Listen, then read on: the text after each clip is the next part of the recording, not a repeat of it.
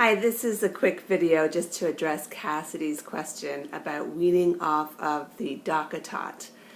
A lot of clients now are using the Dock-A-Tot with varying success.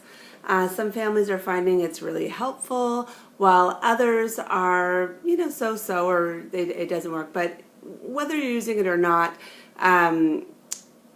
eventually you're going to have to wean off of it, because babies, once they start rolling and stuff, it's definitely not going to be safe.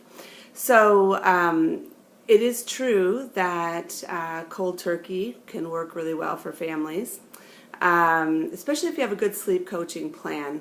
You'll probably find that most likely going cold turkey into an open space works.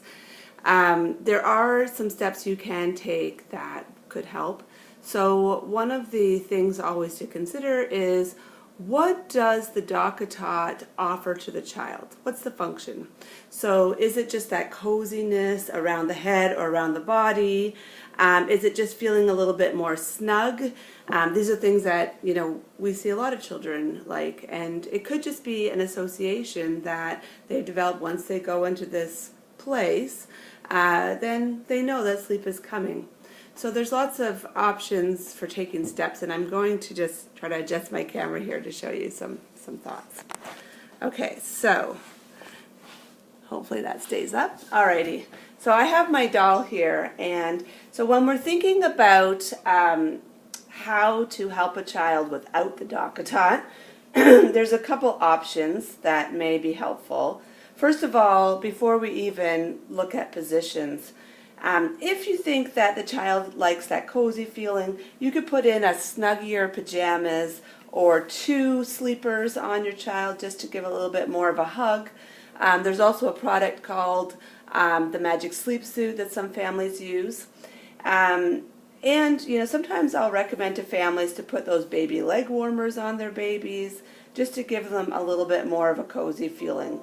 Now, our colleagues who are occupational therapists often tell us that if you do a lot of deep touch during the day, then a child who's seeking deep touch won't seek it as much.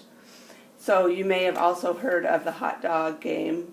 A lot of gentle sleep coaches use that, and this is another activity during the day that can be used. So safety is a concern, of course.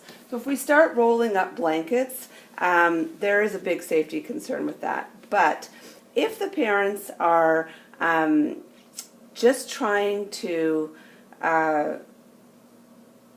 get the child to fall asleep and feel more comfortable in that position, while you're present, you can actually use some rolled up blankets. So sometimes you can put just something up here because the child is used to something up there. That might be enough.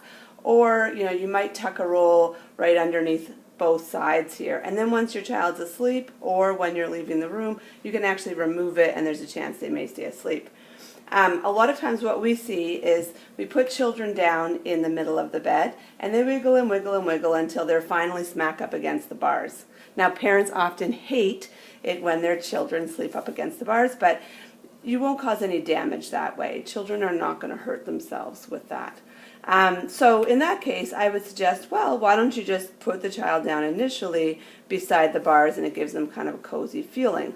You can put it in the middle, or you can put the baby down so that their head, not necessarily touching, could just be in proximity. Babies have this proximity meter, even right from an early age, where we often see that if we put a baby down and the wall is there, they will automatically turn their head away from the wall.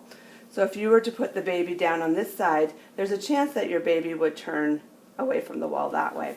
So they may just understand that they're close to a surface here, and so you may not need to do touching.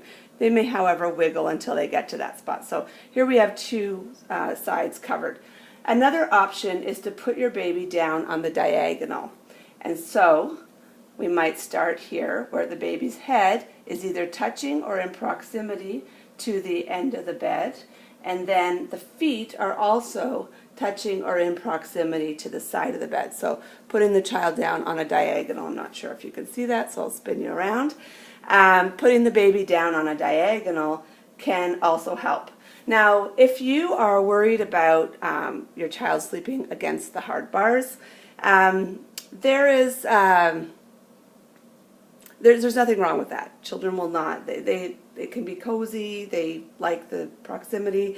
But if it really bothers you, sometimes parents will use the breathable bumper. It doesn't offer a lot of padding, but if it makes you feel better, that's great. And it is a piece of fabric that is in between your baby and the bars. The other options are to go with something that looks like the Wonder Bumper, and that wraps fabric around each individual bar but leaves big slots of air in the middle. So if that's something that you're more comfortable with, then you can go with that. And just trying to experiment with some of these ideas and figure out what actually works for your baby. Most children who are in the Dock-A-Tot will adjust very easily without it. But if you feel like when you put your child down not in the Dock-A-Tot that they're not falling asleep, then think about making the space a little bit cozier. All right.